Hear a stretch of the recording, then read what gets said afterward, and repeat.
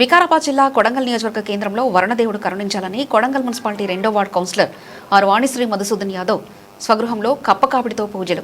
వర్షాకాలం ప్రారంభమైన సరైన వర్షాలు కురకపోవడంతో వరుణదేవుడు కరుణించి వర్షాల సమృద్ధిగా కురవాలని గురువారం కొడంగల్ మున్సిపాలిటీ 2వ వార్డు కౌన్సిలర్ వాణిశ్రీ మధుసూదన్ యాదవ్ స్వగృహంలో గాంధీనగర్ కాలనీ మహిళలు కప్పకాపిడితో ప్రత్యేక పూజలు నిర్వహించారు. రోహిణి కార్తె నుంచి ఆరుద్ర కార్తె వరకు ఆశించిన వర్షాలు పడకపోవడంతో వరుణదేవుడు కరుణించాలని కోరుకున్నారు. కట్టెకు కొండ్రుకప్ప వేపాకులపై ఉంచి పసుపు కుంకుమ వేసి ఇంటింటికి తిప్పుతూ బిందెల నుండి బయలుదేరి నీళ్లు తెచ్చిపోశారు.